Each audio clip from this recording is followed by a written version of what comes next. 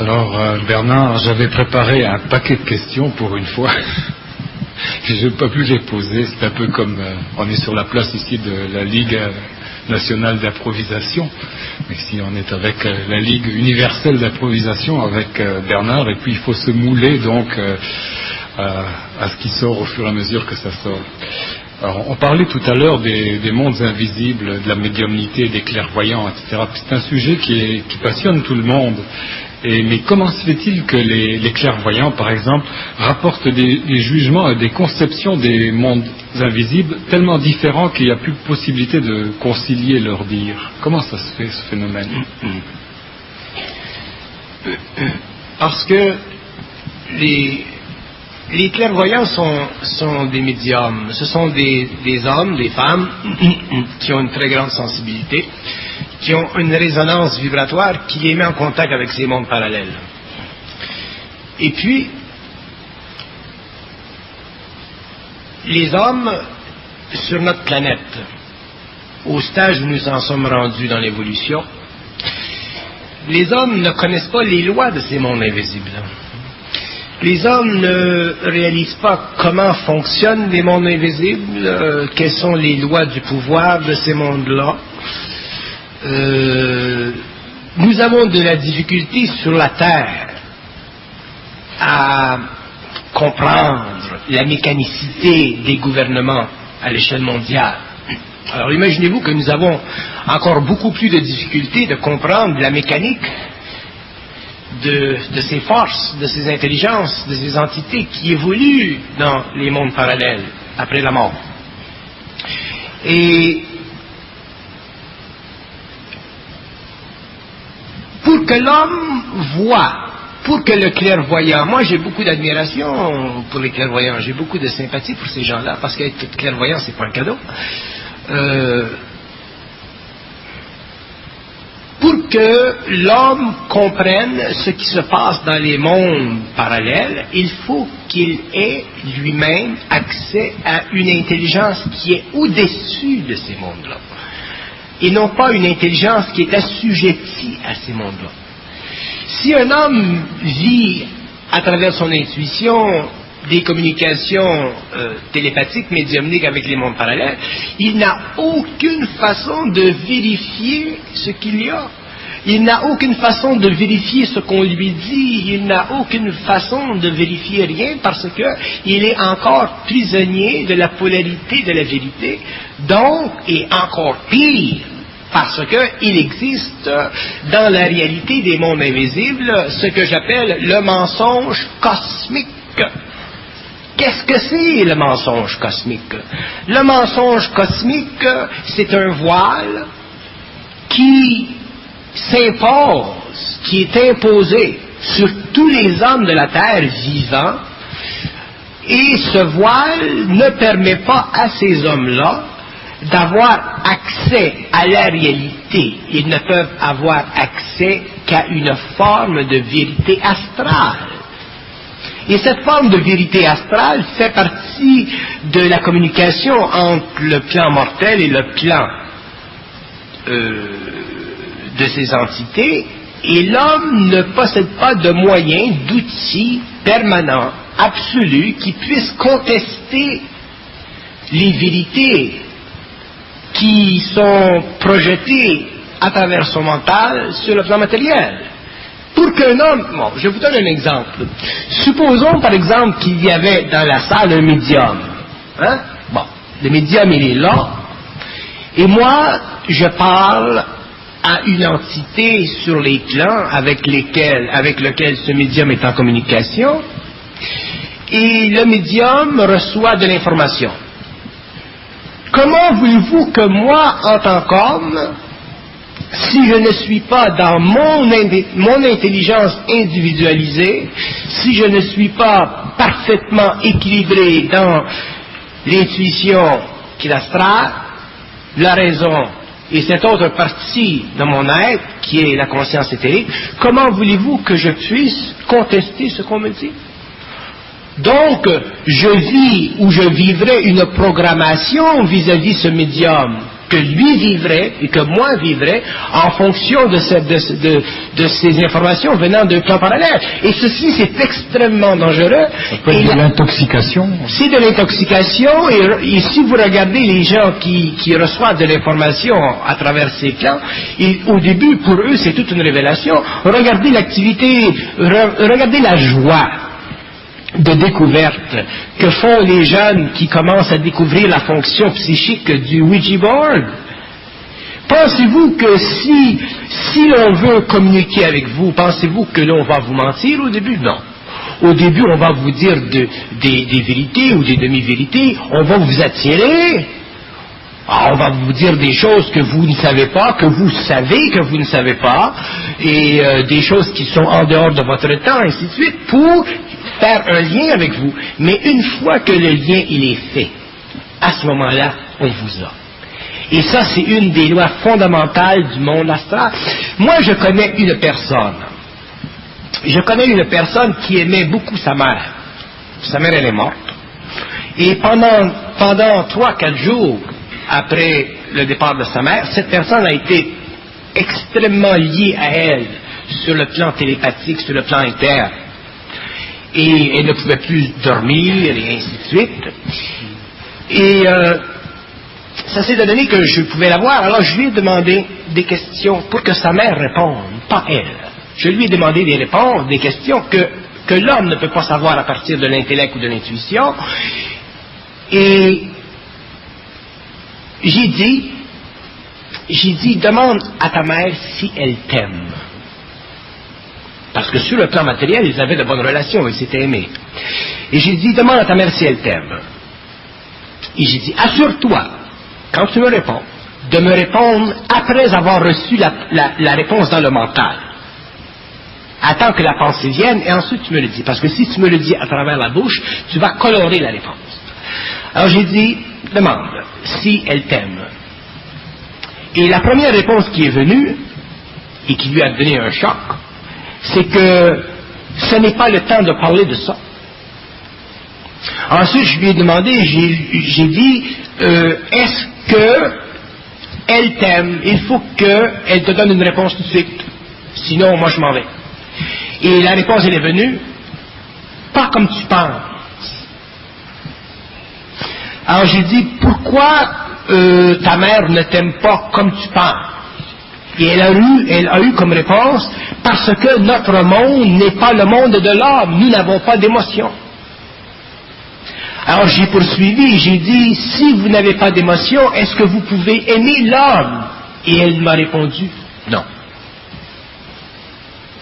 Alors j'ai dit, quelles sont ces activités vis-à-vis de l'humanité que vous faites, où il y a une apparence d'amour pour l'homme? Et elle a répondu, c'est une déviation de la vérité. C'est toujours une déviation de la vérité afin que nous puissions établir un contact avec l'homme pour que le pouvoir astral sur l'homme soit établi jusqu'à ce que l'homme devienne libre. Autrement dit, ça fait partie, et ça je le ferai un jour, même probablement en public, j'amènerai quelqu'un en public qui est très très notoire dans le monde en tant que médium, qui est très respecté, qui est très spirituel, et je démontrerai en public qu'il est impossible à un être humain de recevoir de la vérité absolue à partir des plans astraux, parce que les plans astraux sont des plans qui sont dominés parce que nous, les hommes, encore en relation avec notre connaissance biblique, initiatique, occulte, les plans astraux sont contrôlés par des forces lucifériennes. Et quand je dis des forces lucifériennes, je ne le parle pas dans le sens du mal que nous connaissons sur la Terre. Je le parle dans le sens d'une domination. Les plans les plus bas et les plans les plus hauts dans l'astral sont contrôlés par les forces lucifériennes. Et les forces lucifériennes ne sont pas des forces du mal dans le sens que nous le comprenons. Ce sont des forces d'involution. Leur énergie va vers la Terre pour la cristallisation de la forme. Donc ces forces allant vers la Terre pour la cristallisation de la forme, à partir des plans invisibles jusqu'à la matière, automatiquement, nous les hommes, nous sommes obligés de vivre l'aveuglement Et l'aveuglement, c'est la manifestation de ces forces. Donc, l'aveuglement, c'est la source de l'ignorance. Donc, c'est la source de la souffrance de l'homme. Donc, c'est la source de l'expérience de l'homme. Donc, c'est la source de l'évolution de l'homme. C'est pourquoi nous ne pouvons pas parler des forces lucifériennes comme étant des forces du mal dans le sens moral judéo-chrétien dont nous avons l'habitude d'en parler. Ces forces sont des forces qui vont vers la terre, et il y a des forces qui partent de la terre et qui retournent vers l'infinité. Et ça, ce sont les forces du nouveau cycle. Donc l'homme doit apprendre en tant que clairvoyant à être plus clairvoyant, plus intelligent que les entités avec lesquelles il est en communication. Et à partir du moment où l'homme aura appris à contester les formes pensées qui lui viennent à partir de ces plans, c'est à partir de ce moment-là que l'homme commence à entrer dans son intelligence. C'est à partir de ce moment-là qu'il commence à déchirer les voiles, c'est à partir de ce moment-là qu'il commence à entrer dans l'initiation solaire, et qu'il commence réellement à toucher du doigt ce que j'appelle l'intelligence humaine, planétaire et cosmique. Et c'est là que la formation du triangle se fait.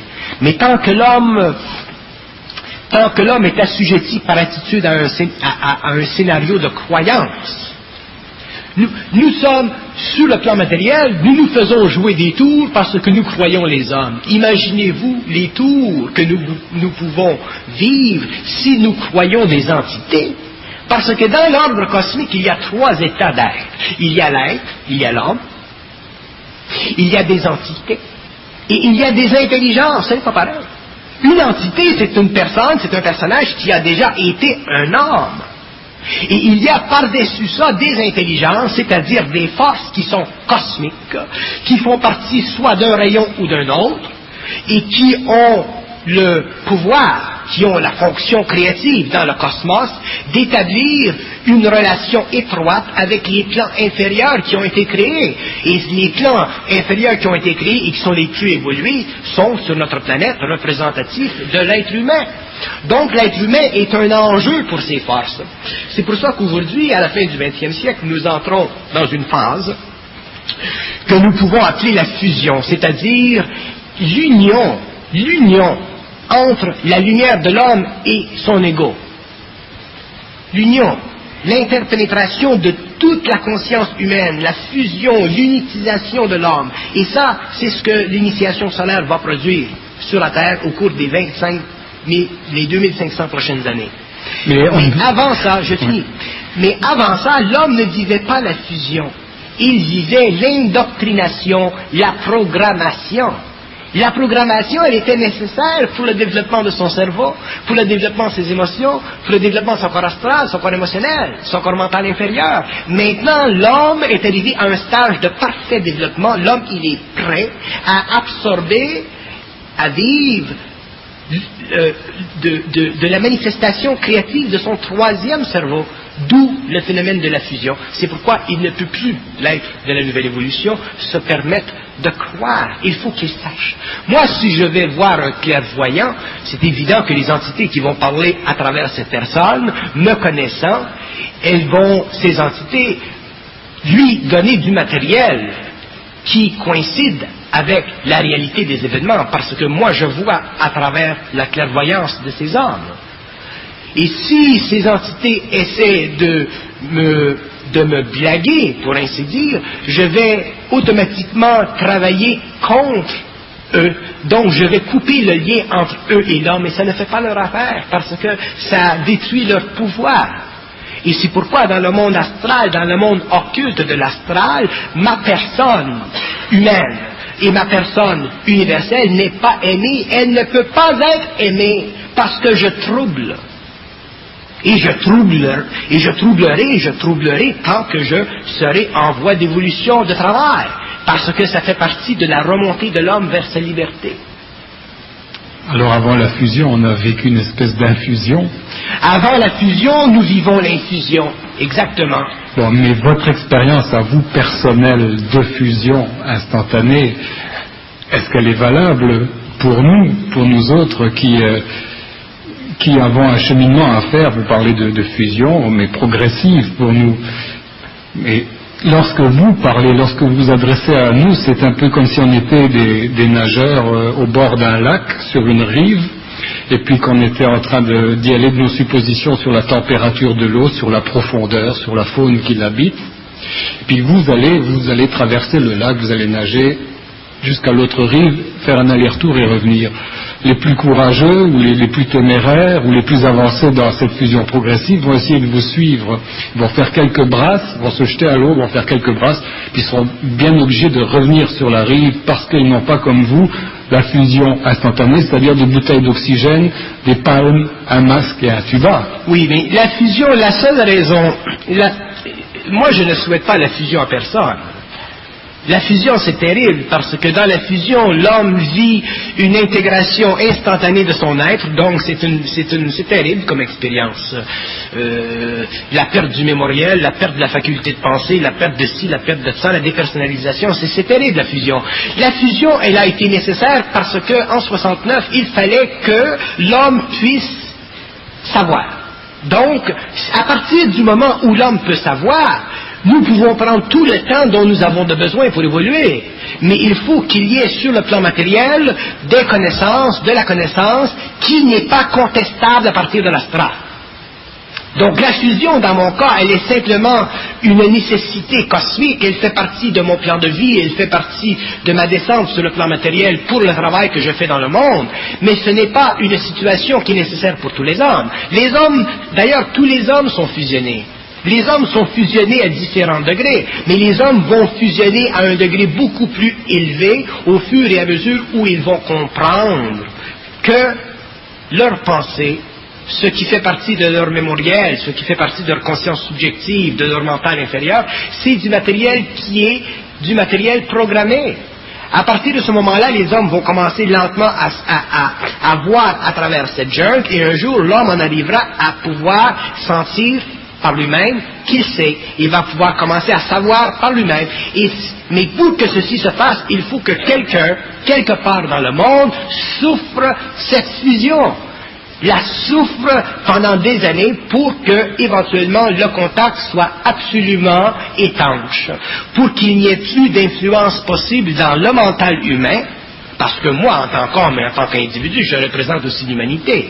Donc, pour qu'il n'y ait pas d'influence dans le mental humain, et pour que l'homme aille chercher directement à sa propre source, qui est universelle, les ingrédients nécessaires pour la compréhension des lois de l'invisible. À partir de ce moment-là, il y a une instruction qui se diffuse, il y a quelque chose qui devient de plus en plus compréhensible, et l'homme commence à entrer lui-même dans sa propre initiation, il commence à voir, il commence à comprendre, il commence à savoir, et l'évolution se fait. Que l'évolution prenne 2500 ans, c'est pas long, mais que l'évolution se fasse, c'est important. Mais où vous êtes-vous procuré les bouteilles d'oxygène? Certainement pas chez Jean Coutu, d'une façon pragmatique. Comment ça s'est déroulé cette fusion-là? On l'a jamais su. Chaque être humain sur une planète a un niveau d'évolution. Moi j'ai le mien, vous avez le vôtre, telle personne a le sien. Nous avons un niveau d'évolution, et lorsque nous sommes dans l'invisible et que nous décidons pour une raison ou une autre de revenir sur une planète pour faire un certain travail d'évolution, nous le faisons, mais nous le faisons si nous pouvons le faire, si nous voulons le faire. Rien. Les initiés ne viennent pas sur une planète parce qu'ils sont forcés, ils viennent sur une planète parce qu'ils ont des raisons qui leur sont propres en tant qu'esprit de le faire. À ce moment-là, ils font un travail et ils reconnaissent, ils comprennent ce travail lorsque la fusion se fait. Un homme ne peut pas reconnaître sa conscience tant qu'il ne vit pas la fusion. Les initiés doivent vivre une fusion quelque part pour reconnaître leur conscience, pour reconnaître leur activité, pour reconnaître ce qu'ils ont à faire, ainsi de suite. Mais lorsqu'ils vivent cette fusion, ils revivent dans un instantané un contrat qui a été formulé avant la mort et qui se formule lorsqu'ils sont dans la matière. Donc, un initié n'a pas de mérite. Un initié n'a pas... Même si un initié a beaucoup de connaissances ou qu'il a accès à beaucoup de connaissances à cause de cette fusion, il n'a pas de mérite égoïquement. Ça fait partie de sa vie. Pour moi, être ce que je suis, c'est aussi normal que pour l'homme de ne pas l'être.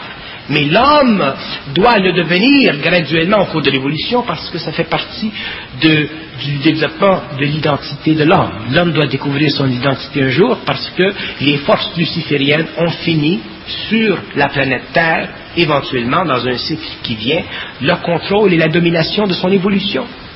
L'homme, au cours du 21e siècle, 22e siècle, pourra travailler avec des intelligences qui viennent d'autres planètes. L'homme sera dans son intelligence, il aura le pouvoir de la parole, il pourra transformer la matière. L'homme sera totalement neuf, il sera un surhomme, il ne sera pas régi par les lois planétaires.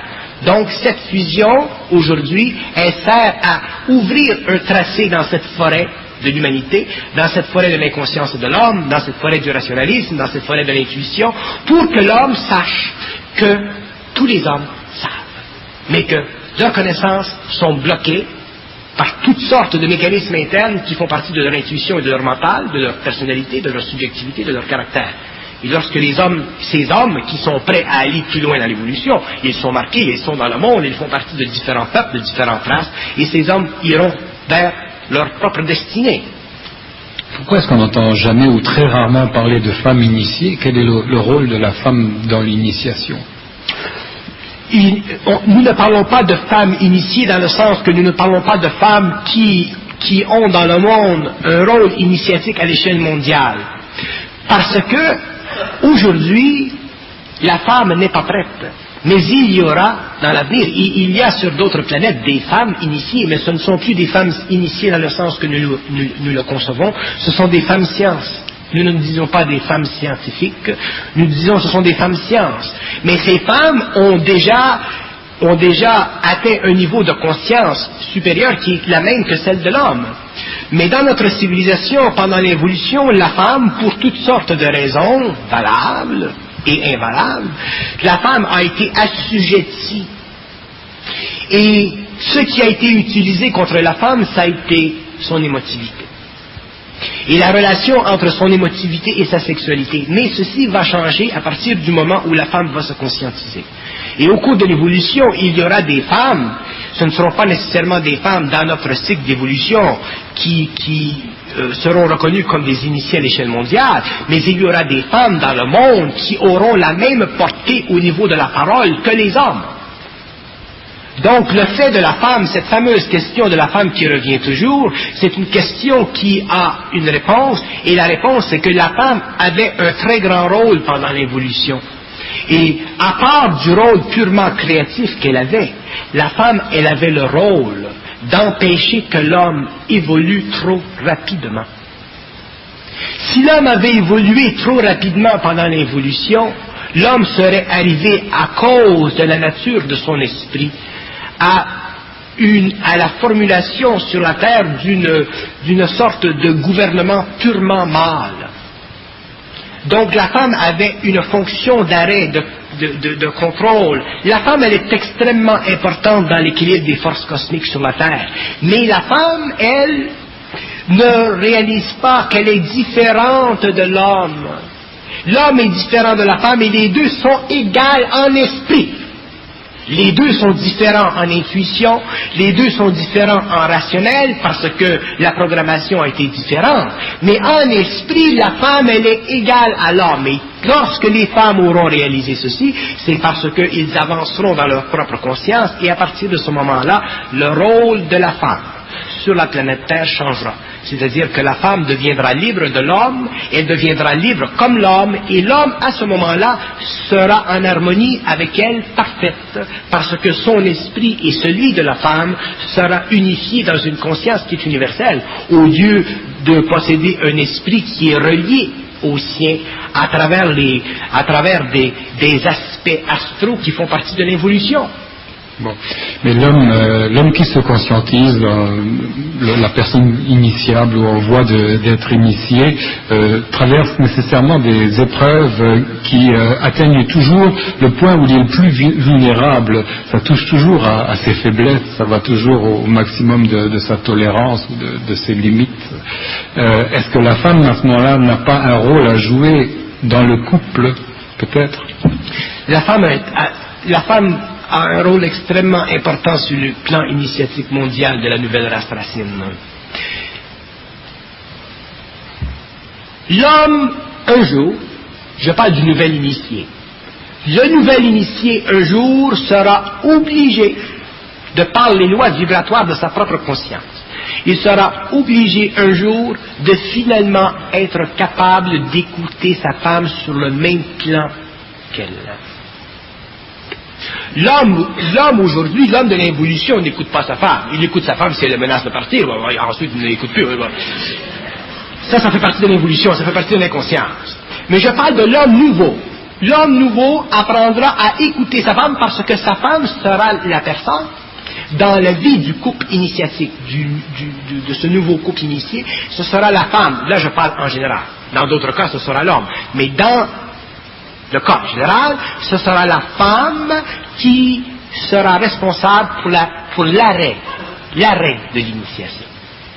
C'est la femme qui mettra fin à l'initiation parce que, et ça va vous sembler très particulier, parce que la femme, elle est plus intelligente que l'homme. D'intelligence pure.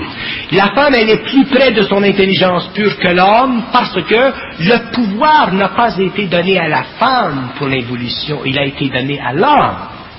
Le pouvoir a été donné à l'homme pour que se construisent sur la terre les conditions nécessaires de la souffrance évolutive. Si le pouvoir avait été donné à la femme, nous n'aurions pas souffert sur notre planète des mêmes conditions que nous avons souffert. Parce que la femme, psychiquement, physiquement, n'est pas constituée pour créer sur la planète un désordre à la hauteur et à l'échelle que l'homme peut le faire. C'est pour ça que je dis la femme est beaucoup plus près. La femme est beaucoup plus près de son esprit que l'homme. Et lorsque l'homme prend contact avec son esprit, il a non seulement le pouvoir de son antécédent, c'est-à-dire non seulement le pouvoir de son évolution, mais en plus, il a le pouvoir initiatique. Alors imaginez-vous s'il peut faire du chemin le bonhomme. Si la bonne femme ne lui dit pas, écoute, arrête là, c'est final. Le bonhomme, il va souffrir pour le restant de ses jours. Parce que l'homme n'est pas raisonnable, tandis que la femme, elle est raisonnable. L'homme, il a été investi avec un pouvoir de suprématie sur la terre pour des raisons d'évolution nécessaires, afin que se construise sur la terre une pérennie de souffrance, créant des modèles d'âme servant avec les avenirs et avec les millénaires à la création d'un modèle humain plus perfectionné. Mais c'est à la femme que revient le droit et le pouvoir de cesser l'initiation humaine et de rendre à l'homme son intelligence qu'il a perdue lorsqu'il a assumé le rôle adamique au début de l'évolution. Donc la femme, elle est beaucoup plus près de son esprit que l'homme. C'est pourquoi que je dis que la femme est beaucoup plus intelligente dans la subtilité de sa conscience que l'homme, et que l'homme est beaucoup plus intelligent dans le concret de sa conscience à travers son rationnel. Mais les deux, un jour, doivent s'unir dans cet esprit, autrement dit, dans l'activité créative de ce troisième cerveau qui fait partie de l'activité naturelle de l'homme, pour parfaitement créer un couple à l'intérieur duquel existe une luminosité parfaite ou à l'intérieur duquel n'existe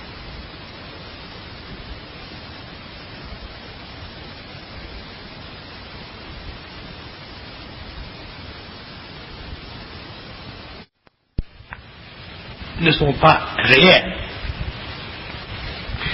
Il doit arriver à contester les formes pensées qui ne sont pas réelles, qui viennent soit par la clairvoyance, l'intuition, ou qui flottent dans son cerveau. Est-ce qu'on peut, par force de volonté, changer, par exemple, les données d'un thème astrologique? On peut changer les données d'un thème astrologique si on est suffisamment intelligent pour y voir les failles. Dans tout thème astrologique, il y a des probabilités. Et les probabilités font partie de la programmation. Et la programmation fait partie du pouvoir planétaire qu'ont des entités sur l'organisation psychique de l'homme pour son évolution. Autrement dit, c'est toujours à travers l'âme, c'est toujours à travers la mémoire que se traitent ces thèmes d'astrologie. Pour que l'homme en arrive à dépasser des conditions astrologiques ou vivre des événements qui ne sont pas astrologiquement remarquables, il faut qu'il soit dans son intelligence, c'est-à-dire qu'il faut qu'il possède une volonté intégrale, une intelligence intégrale et un principe d'amour intégral. Autrement dit, il faut qu'il soit suffisamment avancé en conscience pour être toujours vibratoirement conscient dans sa vie. Si l'homme devient psychologiquement conscient, si l'homme devient intuitivement conscient, il perd sa conscience. Si l'homme demeure vibratoirement conscient, à ce moment-là, il maintient sa conscience et ses thèmes sont neutralisés. Certaines personnes ésotériques ou mystiques affirment qu'on peut être initié pendant le sommeil. Qu'est-ce que vous pensez? On peut être initié pendant le sommeil sur le plan astral, mais ça c'est de la vacherie.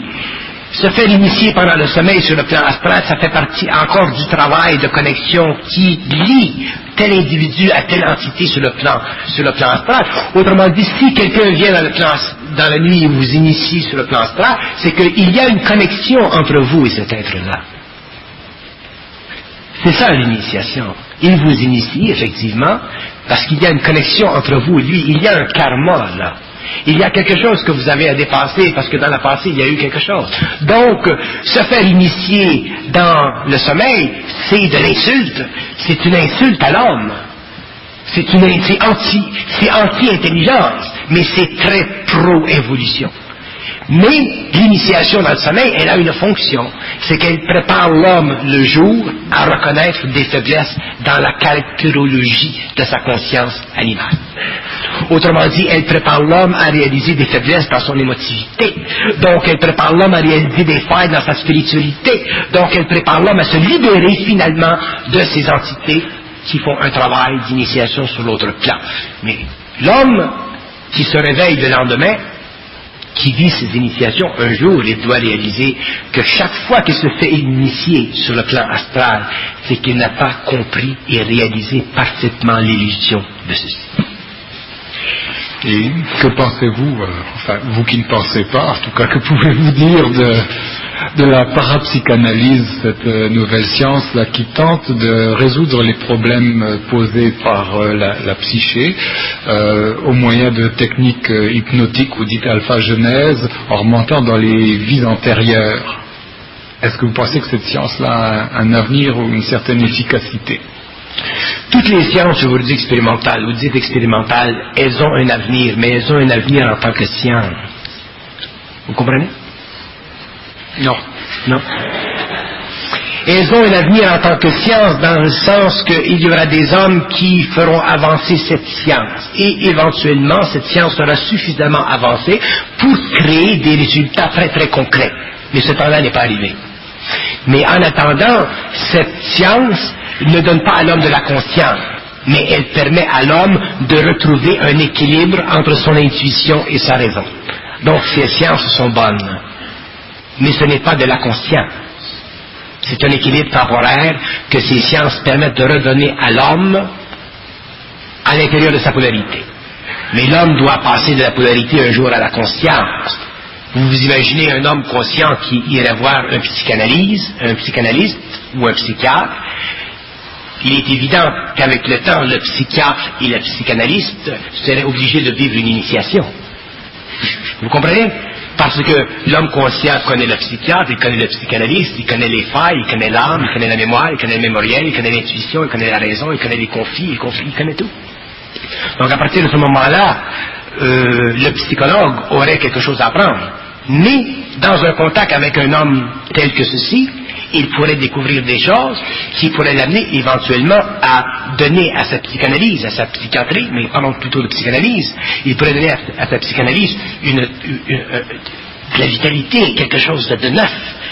Les psychanalystes sont des gens très très intuitifs, mais ils ont besoin d'un nouveau souffle de vie. Et lorsqu'ils auront découvert ce souffle de vie, ces gens-là pourront faire de très grandes choses sur le plan de l'harmonie entre l'intuition et la raison.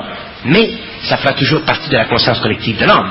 Ça fera toujours partie de la normalisation de l'homme à l'intérieur de la conscience collective. Tandis que dans le cas de l'homme nouveau n'est pas intéressé à être normal. Il est intéressé à être bien. Ça ne veut pas dire qu'il n'est pas normal, mais il est tellement normal qu'il n'est plus normal. Vous comprenez?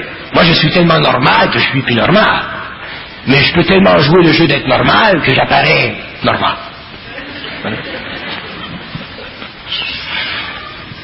est-ce qu'il y a des dangers sur la route de cette acquisition de conscience supramentale? Il y a des gens très aventureux comme Nietzsche, par exemple, le grand philosophe, qui entre autres disait Dieu est mort et les églises sont le cercueil de Dieu, et qui s'est aventuré à aller jusque en reconnaissance du plérome, c'est-à-dire l'approche de la divinité triunitaire, Dieu le Père, le Fils, l'Esprit, dans sa manifestation de volonté, d'intelligence et d'amour, là, avec certains exercices qui sont aujourd'hui en pratique dans des écoles initiatiques par méditation sur ces symboles-là qui représentent la triunité, là. L'Ain Sofour, par exemple, des kabbalistes. L'Ain Sofour, c'est le vide, c'est le néant, c'est l'incréé, c'est le rien ou la négativité de Dieu sans forme, sans limite. Et des gens comme Nietzsche ont été jusqu'à explorer le stade ultime, absolu de l'incréé, de l'innommable, que les kabbalistes appellent l'Ain, c'est-à-dire ce gouffre, cette horreur de néant comme certains le disent, et c'est là que Nietzsche a perdu l'esprit. Nietzsche a perdu l'esprit parce que, non, il a perdu la raison. On ne perd pas l'esprit. Il a perdu la raison. Mais il a perdu la raison parce qu'il possédait encore trop de mémoriel. Mais il avait un esprit puissant. Donc son esprit puissant, cette troisième activité, qui finalement pouvait traverser toute la brume de la conscience judéo-chrétienne, effectivement devenait pour lui en tant qu'égo, en tant qu'homme raisonnable, en tant qu'homme intuitif, un très grand poids. Le problème, c'est que, aussitôt que l'homme fait face au vide, le vide, ce n'est pas ce que les gens pensent. Le vide philosophique, le grand vide néantique, ce grand vide caverneux, ce grand vide haineux, c'est une illusion. Parce que lorsque nous parlons du vide, nous parlons d'un vide conceptualisé. Le vide, ce n'est pas conceptualisable. Le vide, c'est le plein. Donc dans le vide, il n'y a jamais... Dans le vide, il y a toujours le plein. Mais là où le vide devient haineux, devient rempli du angst germanique, là où le vide devient rempli de cette terreur, c'est là où l'ego est obligé de supporter l'infinité astrale de cette conscience-là.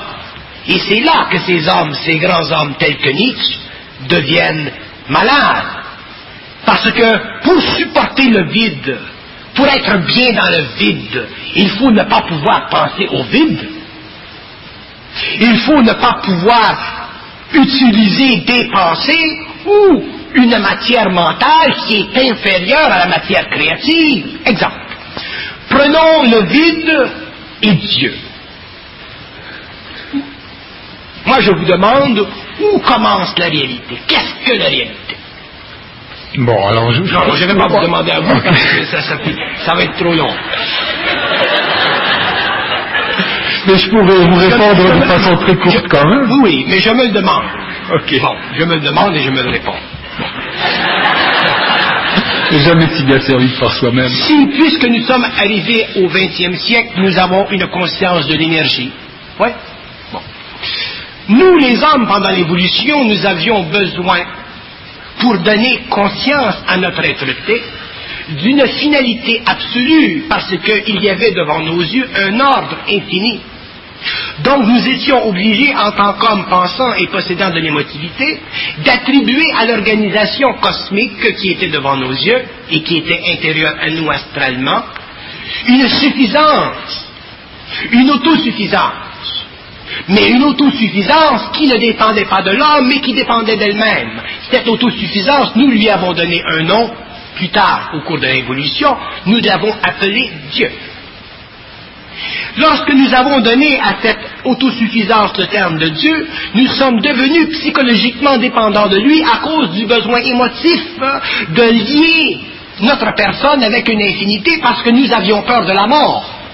Nous avions peur de la désintégration, nous avions peur du néant absolu. Donc, afin de nous donner quelque chose au-delà de la mort que nous ne connaissions pas, afin de nous donner quelque chose à l'intérieur de ce néant absolu qui était l'expression extérieure de nos sens, nous étions obligés de former une filiale avec un personnage mythique quelconque, mais qui possédait des attributs dits absolus que nous lui donnions. Mais qu'est-ce que veut dire absolu? Le concept de l'absolu, c'est un concept humain, c'est un concept qui définit la réalité en fonction de son infinité pour reprendre envers elle-même toutes les capacités créatives de son potentiel original.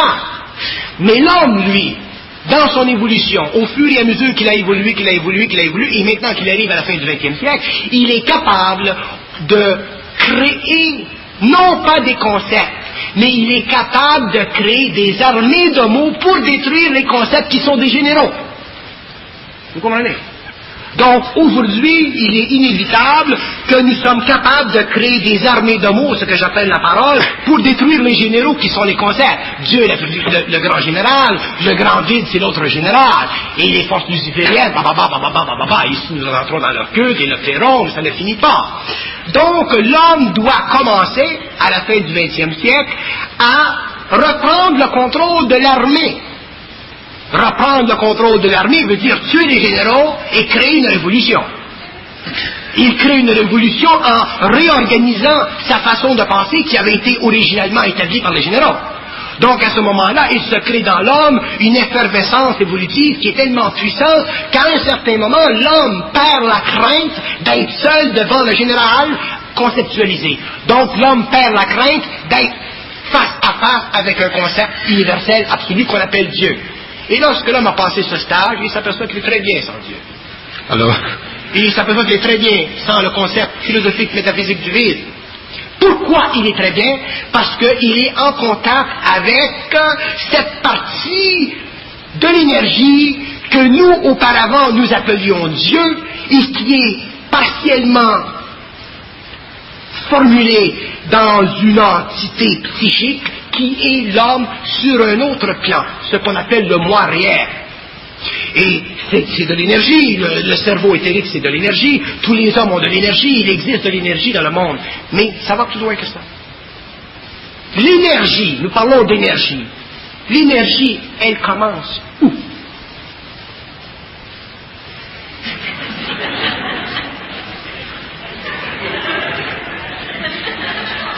L'énergie, elle commence dans la question qui la pose. Si nous n'avions pas de question d'où commence l'énergie, nous n'aurions pas le problème de résoudre son origine. Donc nous nous emmerdons avec nos propres questions. Vous comprenez? Bon, donc à ce moment-là, il n'y a pas de question d'énergie. Maintenant, nous pouvons expliquer l'énergie, parce qu'un homme qui n'a plus besoin de demander de questions, il est capable de répondre à toutes les questions. Hein? Alors, il n'y a pas de question d'où commence l'énergie.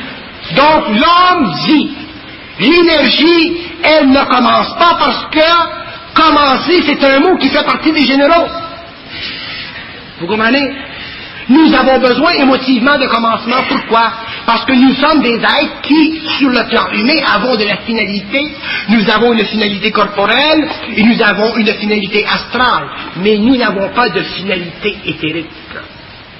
Donc, là où l'homme est capable de convertir la question métaphysique, occulte, psychique, originale, cosmogénétique, là où l'homme a le pouvoir de convertir la question, c'est à partir de son troisième cerveau, et c'est à partir du moment où il réalise que toute formulation mentale est une forme d'énergie. Donc, si toute forme d'énergie est une pensée, et que toute pensée est une forme d'énergie, l'homme est capable, étant énergie, de la déformer pour reconstruire un nouveau tableau de l'évolution, pour reconstruire un tableau qui est moins paternaliste, pour reconstruire un tableau qui est à la hauteur de la science, pas de la science, de la science.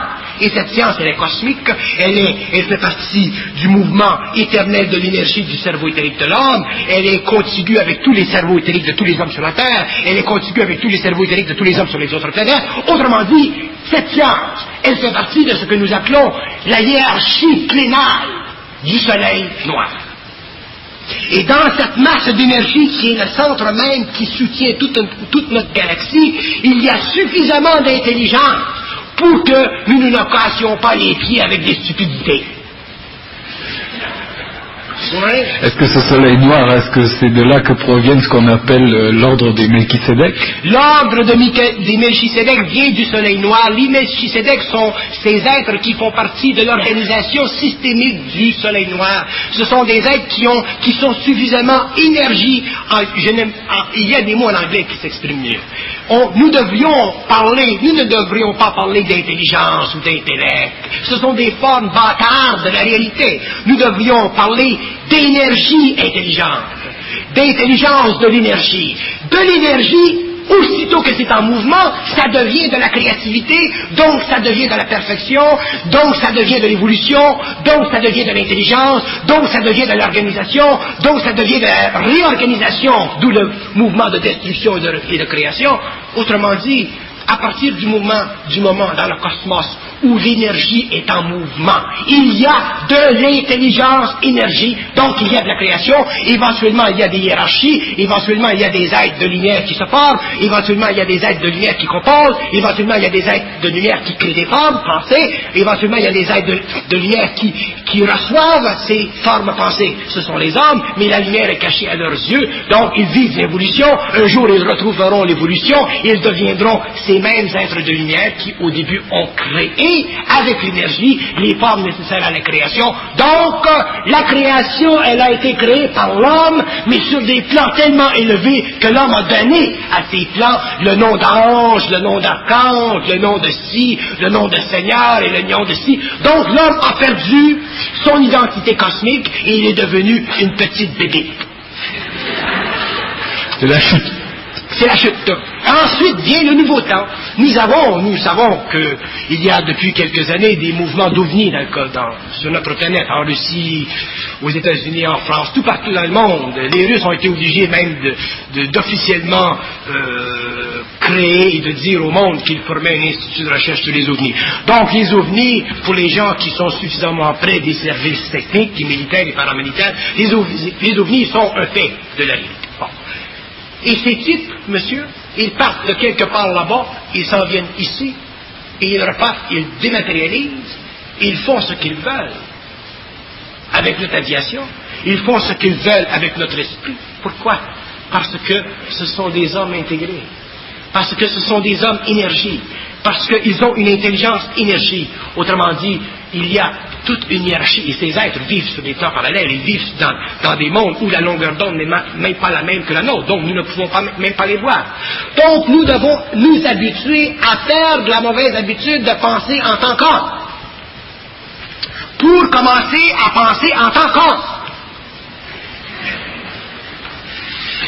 Mais aussitôt que l'homme commence à sortir de son être, de son néant plein, ou de son vide, ou de son plein néantique, à partir, comme Nietzsche l'a fait, à partir du moment où l'homme commence à faire ceci, il a besoin d'être très très sûr, très solide, très enraciné dans sa lumière. Sinon, il craque, c'est ce qui est arrivé à Nietzsche, ce pauvre homme. Tandis que lorsque l'homme est arrivé dans une voie de fusion, lorsque l'homme est suffisamment près de cette énergie, qu'il est suffisamment intégré avec elle, il ne peut plus craquer. Qui va me faire craquer, moi? Je suis plus craquant. Vous comprenez? Plus testable, détestable. Je ne peux plus craquer, parce que j'ai mis de côté les généraux, je connais d'où vient la pensée, je connais l'intuition, je connais le rationnel, et je connais l'autre partie de moi, avec laquelle je converse de temps à autre, du moment qu'il ne me casse pas les pieds. Donc à ce moment-là, moi je suis toujours bien. Donc je ne peux pas craquer. Je suis dans mon identité. Et l'homme en arrivera un jour à être dans son identité. Mais il y a un prix. Et le prix à payer, effectivement, c'est de réaliser que ce n'est pas le passé qui va servir l'homme de demain, c'est le présent. Ce ne sont pas les grandes traditions ésotériques et occultes qui vont amener l'homme à l'immortalité, qui vont amener l'homme au stage surat. C'est l'homme lui-même qui va s'amener là. Ces anciennes théories, ces anciennes écoles, ces anciennes connaissances faisaient partie de l'évolution. Elles étaient nécessaires pour maintenir sur la Terre la domination du monde astral. Et il n'y a aucune ésotérique l'école ésotérique dans le monde, ni du Tibet, ni des Indes, ni de l'Afrique, ni de l'Amérique du Sud, ni du Mato Grosso. Il n'y a aucune école ésotérique dans le monde qui n'est pas contrôlée par une entité en astral. C'est du stock. Moi, j'ai un de mes grands amis dans cette province, que peut-être certains parmi vous connaissent. Je l'appelle, comment il s'appelle? Guy Croteau. Un homme que j'admire beaucoup parce qu'il est fort. Il est fort, vous savez pourquoi il est fort? Pas parce qu'il a des gros muscles, mais il est fort parce qu'il est acier sur une partie de lui-même. Et un jour, cet homme que je considère merveilleux parce que c'est un grand pur, c'est un homme qui est pur, un jour je lui ai dit, il est venu à moi dans un séminaire et je lui ai dit, il y a une autre chose, une chose. Parce qu'il s'attachait à une femme très puissante, très belle femme, le monde astral, très beau. Là. C'est bon. Aucun flou upstairs. Mais il s'attachait et je lui ai dit, ça, c'est une femme. Et quand il a compris, et ça lui a pris 15 secondes, je m'attendais à ce qu'il me foute un coup de poing dans le nom, mais ça lui a pris 15 secondes, il a compris. Et à partir du moment où il a compris ceci, il a compris le reste. Cet homme n'avait plus besoin de moi. Il n'avait que besoin de lui-même. Donc, nous devons comprendre, et je vous comment on dit? Je vous le souhaite. Je vous invite. À vous qui êtes ésotérique, marginal dans la pensée, qui recherchez, je vous souhaite un jour, que ce soit dans 10 ans ou dans 15 ans ou dans 20 ans, c'est sans importance, mais je vous souhaite un jour de savoir. Je vous souhaite un jour de savoir qu'est-ce que c'est savoir.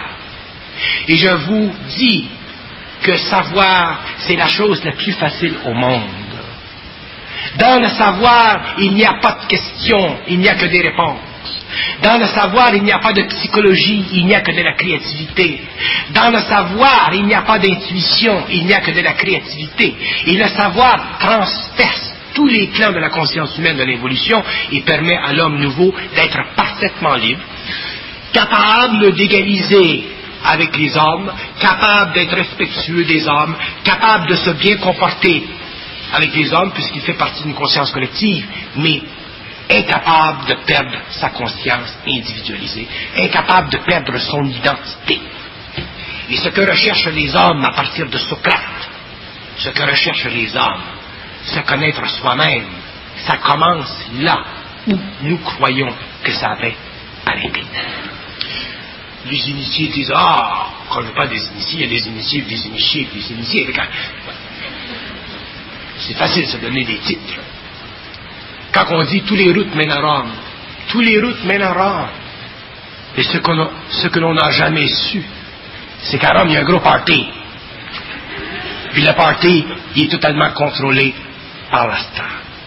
Donc, rendu à Rome, le bonhomme, il est obligé de sortir du party et prendre un chemin que personne ne connaît. Et ce chemin, c'est son propre chemin. C'est ça qu'il faut faire. Alors, l'aube de l'intelligence, c'est le crépuscule des dieux. Revenons à Hitler pour expliquer ce qu'il dit. Imaginez-vous Hitler, durant ses jeunes années, il appartient à une société secrète en Europe. Et comme Hitler avait effectivement un destin très très occulte, il se lie d'amitié avec certaines personnes qui vont en Orient chercher de l'information.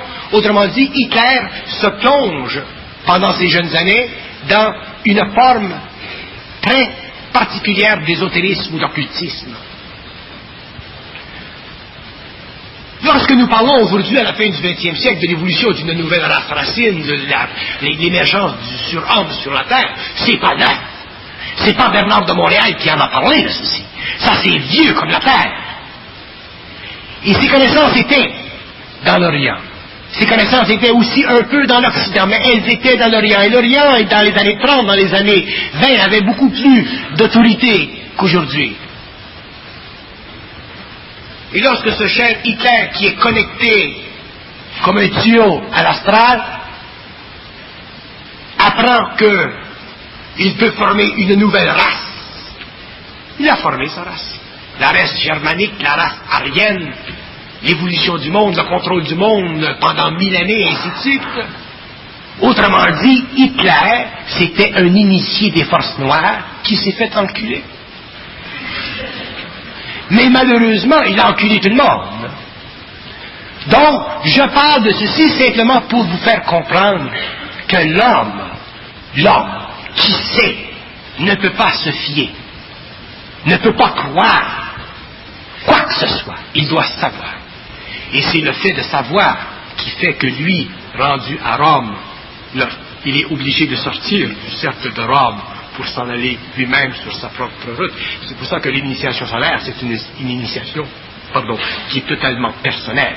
Ceux qui pourront la vivre, qu'ils soient noirs, jaunes, blancs, roses, ils la vivront parce que déjà ils sont marqués pour cette expérience qui est ultime et qui naturellement créera une nouvelle race racine sur la terre. Mais le point que je fais, le point central de toute cette instruction, c'est que l'homme doit un jour comprendre qu'à partir du moment où on vous demande de croire quelque chose, vous êtes dominé. C'est anti-homme. Si vous me dites quelque chose, vous, qui est réel, j'aimerais le savoir, je vous dis oui, effectivement, c'est ça. Je n'ai pas besoin de croire. Croire, c'est une attitude, c'est malsain, c'est de la domination, c'est de l'idéologie, c'est dangereux, c'est anti-homme. Nous ne sommes pas des idiots. Si on nous dit quelque chose qui a du bon sens, on le sait, ça va. Nous n'avons pas besoin de croire. Et le danger de l'humanité, il est à ce stage. Et c'est ce que les hommes ont fait depuis des millénaires, parce que l'homme qui possède un cerveau, une conscience qui est polarisée entre un cerveau droit et un cerveau gauche, qu'est-ce qu'il veut dans la vie? Il veut croire. Pourquoi? Parce qu'il veut être dans la vérité. Donc, croire nous mène à la recherche de la vérité, et nous ne savons pas que la vérité n'existe pas. Elle est simplement l'envers de mensonge qui est beaucoup trop vaste pour nos petits esprits, donc qui englobe l'homme pendant des millénaires. L'homme doit avoir un centre de vérité, et le centre de vérité, c'est l'équilibre entre sa conscience supérieure, son intuition, son intellect, et à ce moment-là, il est dans son identité, il est universel, il peut parler avec n'importe qui, sur n'importe quelle planète, n'importe quel plan, dans n'importe quel temps. Merci beaucoup Bernard de Montréal. Rendez-vous au mois prochain, ici même.